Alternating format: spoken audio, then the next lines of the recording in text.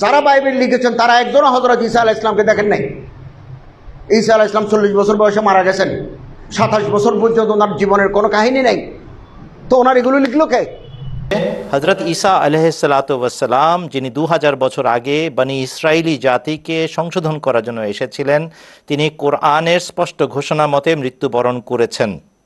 আবারও শুনেন, আল কোরআনের ঘোষণা মতে হজরত ঈসা আলাইহিসসালাম যিনি আগে আগমন করেছিলেন 2000 বছর আগে, তিনি মৃত্যুবরণ করেছেন।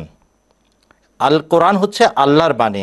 আল্লাহ বলেছেন, আল্লাহ তাআলার বাণীতে উল্লেখ আছে ঈসা আলাইহিস সালামের মৃত্যুর।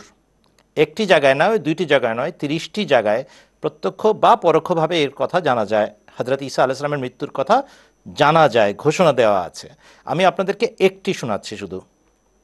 সূরা আলী ইমরানের 145 নম্বর আয়াত, সূরা আলী ইমরানের 145 নম্বর আয়াত, যখন বিসমিল্লাহকে 1 নম্বর আয়াত ধরবেন তখন 145 আয়াত হবে, আর যদি বিসমিল্লাহকে 1 নম্বর আয়াত গণনা না করেন তবে 144 নম্বর আয়াত।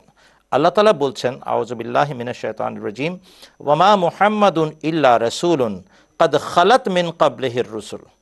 হযরত মুহাম্মদ মুস্তাফা সাল্লাল্লাহু আলাইহি ওয়াসাল্লাম আল্লাহর একজন রসুল ছাড়া আর কিছুই নন। তার পূর্বেকার সমস্ত রসুল গত হয়ে গেছেন। আল্লাহর পক্ষ থেকে হযরত মুহাম্মদ সাল্লাল্লাহু আলাইহি ওয়াসাল্লামের পূর্বের যত নবী রসুল এসেছেন সবাই গত হয়ে গেছেন, মৃত্যুবরণ করেছেন। এই যে আয়াতের প্রথম অংশ আমি পড়লাম অনুবাদ সহ, এটা আল্লাহ তাআলার বাণী ভাই। আমরা মুসলমান, আল্লাহ তাআলার কথা মানতে বাধ্য। আল্লাহ তাআলা বলছেন, রসুল আকরাম সাল্লাল্লাহু আলাইহি ওয়াসাল্লামের আগের যত নবী রসুল এসেছেন সবাই মারা গেছেন, গত হয়ে গেছেন। প্রশ্ন করছি আপনাকে, চিন্তা করে বলুন, হযরত ঈসা আলাইহিস সালাম যাকে নিয়ে আপনি প্রশ্ন তুলেছেন, তিনি কি হযরত মুহাম্মদ সাল্লাল্লাহু আলাইহি ওয়াসাল্লামের পূর্বে আসেননি? এসেছেন, অবশ্যই এসেছেন। তিনি রাসূলুল্লাহ সাল্লাল্লাহু আলাইহি ওয়াসাল্লামের কমপক্ষে 600 বছর আগে এসেছেন। সেক্ষেত্রে কি জানা গেল? রাসূলুল্লাহ সাল্লাল্লাহু আলাইহি ওয়াসাল্লামের পূর্ববর্তী সমস্ত রসুল গত হয়ে গেছেন বলে জানা গেল কোরআন শরীফের সূরা আলী ইমরানের 145 নম্বর আয়াতের ঘোষণায়। অতএব এই আয়াত অনুযায়ী হযরত ঈসা আলাইহিস সালামও অন্যান্য সমস্ত নবী রসুলের মতো গত হয়ে গেছেন। মেরাজের রাতে হযরত মুহাম্মদ সাল্লাল্লাহু আলাইহি ওয়াসাল্লাম আধ্যাত্মিক আকাশে বিচরণ করেছেন।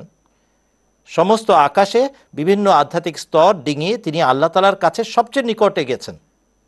কিন্তু যখন তিনি দ্বিতীয় আকাশে পৌঁছেছেন তখন তিনি কি দেখেছেন? হযরত ঈসা আলাইহিসসালাতু ওয়াসসালামকে তার মৃত ভাই হযরত ইয়াহইয়া আলাইহিস সালামের সাথে দেখেছেন, তার খালাতো ভাই। মৃত নবীদের মাঝে হযরত মুহাম্মদ সাল্লাল্লাহু আলাইহি ওয়াসাল্লাম হযরত ঈসা আলাইহিসসালাতু ওয়াসসালামকে দর্শন করেছেন, দেখেছেন, ফিরত এসেছেন, আমাদেরকে জানিয়েছেন, আমি সমস্ত মৃত নবীদের মাঝে হযরত ঈসাকেও দেখে এসেছি।